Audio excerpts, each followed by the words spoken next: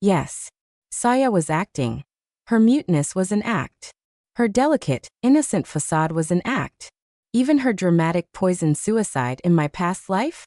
That was also an act that I had seen her true colors with my own eyes. It happened at a secret gathering, where I accidentally stumbled upon her talking to a werewolf alchemist. Sir, I'm just an exiled lowly she-wolf. How could I survive without using some desperate ploys to get into Prince Ryan's good graces? Please, I'm begging you. Give me a potion that can make me appear dead for a short time. Just once, that's all I need. I truly love His Highness. With my background, being his servant would already be aiming too high. But now that he has promised to marry me, I have to use this final trick to ensure he'll always feel guilty about me. Please help me. Just one staged death. And His Highness will remember for the rest of his life that he owes me. What a masterful scheme. Saya fooled Ryan, fooled me, and even fooled an entire gathering of werewolf nobles that I had once asked Ryan why he was so fixated on Saya.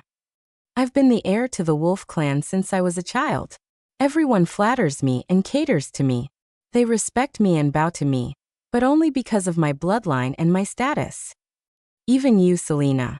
If I weren't the future Alpha King, would you still love me? His words left me speechless. That if Ryan weren't the heir to the Alpha King, with that powerful bloodline running through his veins, we wouldn't have a bond, let alone a marriage contract. We wouldn't have grown up together, and there wouldn't be talk of love or not loving. Saya was the only one. He continued. She was willing to sacrifice her life for me before she even knew who I truly was. How could I not be moved by love so pure? His words nearly convinced me that I was the princess of the Snowfang pack. I was born with the pride of a noble wolf.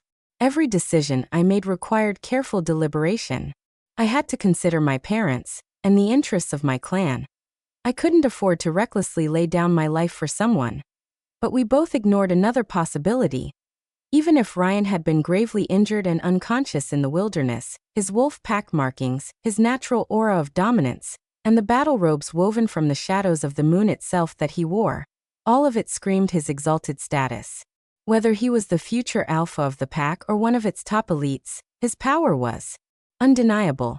From the very beginning, Saya had seen him for what he truly was, her only path to glory and status. Enough! Ryan's sharp voice suddenly cut through the tension. The room fell silent. Saya flinched, her body trembling as she slowly lifted her gaze. Her eyes were wide and filled with helpless innocence as she looked at me. Her intentions couldn't have been clearer. She had destroyed my engagement, made me a laughingstock in front of the entire pack, and now she played the part of the remorseful sinner. She was putting on an act, hoping I would pity her enough to hand her a graceful way out. Fine. Let her continue this charade. That I arched a brow and leisurely sipped my wine. Saya noticed my cold reaction. She gritted her teeth and leaned forward, ready to slap herself again. But before she could, Ryan strode forward and knocked the glass out of my hand. Selena, don't push it, he growled. Selena, do you even understand the rules and etiquette of the Wolf Kingdom?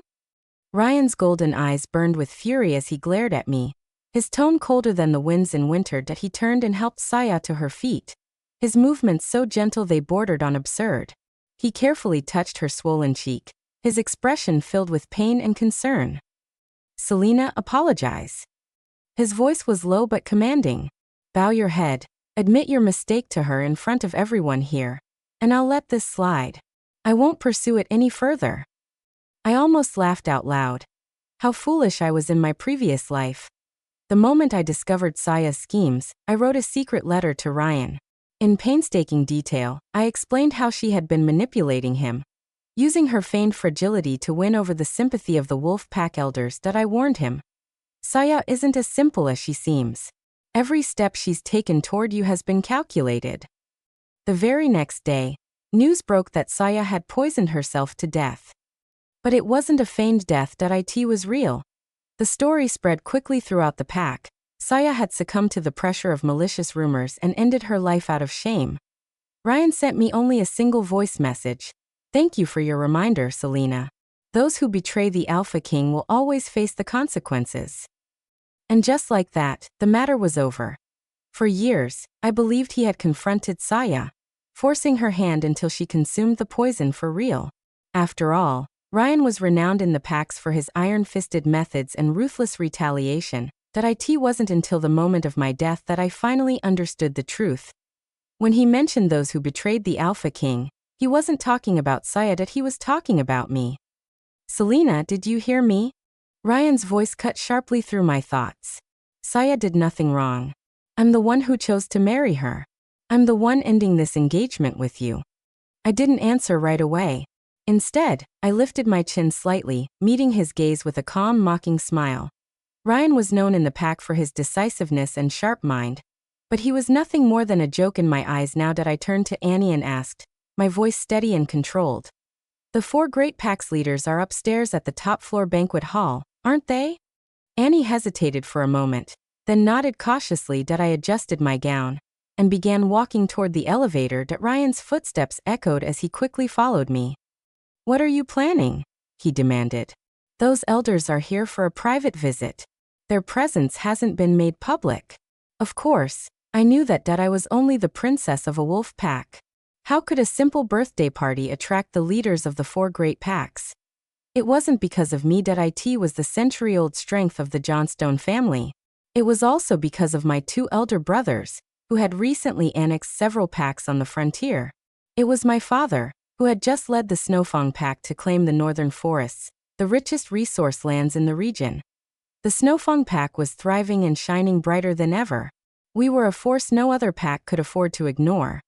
But Ryan, he had thrown caution to the wind, publicly announcing his intent to marry Saya and demanding to break off our engagement. His reckless declarations had dominated the media's headlines for 3 days straight. The current Alpha King, Leopold, couldn't afford to alienate my father and brothers. As the elevator doors slid open, Ryan was still on my heels. Selena, don't you dare run to the elders to beg for their help just because it's your birthday. Ryan snapped. I've already promised Saya that I'll marry her. If you voluntarily give up the engagement, I'll ensure the Snowfang pack is compensated generously. I stopped abruptly and turned to face him, meeting his golden eyes with an icy calm. A trace of astonishment flashed in his golden eyes, perhaps because of the chill in my gaze. Ryan had lived his life unchallenged. As the heir to the Alpha King, his path had been free of obstacles. He had never truly understood what it meant for someone to sit on the throne beside him. The banquet hall doors opened, and Leopold greeted me warmly from his seat at the head of the room. My little princess, what brings you here in such a rush? The leaders of the 4 Great Packs sat in their places of honor, and the room was filled with werewolf nobles. With a graceful bow, I addressed them. Esteemed elders, I'm sure you've all heard by now.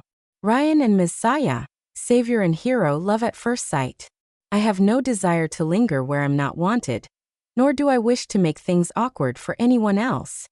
So I ask all of you here to bear witness. I, Selena, princess of the Snowfang pack, formally request to dissolve my engagement with Ryan. I stood tall, my demeanor calm but unyielding. The entire room fell into an eerie silence, so quiet one could hear a pin drop. Soon, word spread throughout the pack that it seemed that the marriage alliance between the Alpha King's family and the Snowfang pack might really be falling apart. That Ryan's determination to marry his so-called savior had already made waves. And today, the ever-composed princess of the Snowfang pack had publicly declared, at her own birthday party and in front of all the Wolf Kingdom elders, that she was severing ties with Ryan. They said Ryan's face had been a sight to behold. However, Leopold had been downright livid, going so far as to slap Ryan across the face in front of everyone. Ridiculous. Now, in the quiet of my father's study, his expression mirrored the Alpha King's earlier fury. However, I remained unmoved. His voice shook with anger. Do you have any idea what this means? You dared to make such a scene in front of all the Wolf Kingdom's elders. I stood straight, meeting his glare without so much as a blink. This alliance has been years in the making, built on the hard work of both packs. And you think you can just throw it all away? You'll march right back and apologize. Tell them it was a rash decision, made in the heat of the moment. No, I said, my tone resolute. What did you just say? His voice sharpened. I said no. My decision stands. He drew in a deep breath, his voice dropping dangerously low. Have you thought about the consequences? Do you think anyone else would dare to marry you after this? I pursed my lips. That's not necessarily true. What? He jabbed a finger at me, his face contorted with rage. You're out of your mind. With that, he stormed out, slamming the door behind him. Maybe I was. Without the memories of my previous life, I never would have made the decisions I did today. Since I was a child, I had been raised to follow the rules. Not only would I never have dared to publicly sever ties with Ryan, but I wouldn't even have appeared in front of the many elders in the banquet hall in the past. However, being obedient and following the rules didn't always lead to good outcomes. The Snowfong pack might have had a reputation on the borderlands, but it was nowhere near as powerful as Leopold's pack. My father, my brothers, and my uncles had always abided by the alliance agreement between the two packs. They knew full well that in the world of packs, life and death often depended on a single thought. In my previous life, the moment Ryan hinted at his desires, they rushed to make concessions, signing an unequal treaty. And that's when Ryan took advantage of their weakness and swallowed them whole. It became clear that without enough vigilance against an ambitious man, the consequences would always be disastrous. In the past, Ryan often sent me voice messages filled with sweet words. This time, all he sent was a short message, no one to stop. I let out a cold laugh and threw my phone aside. Your Highness. Annie was frantic. Your Highness, if Prince Ryan is willing to talk, can't you at least take a step back? I cut her off. Were there any birthday gifts delivered today?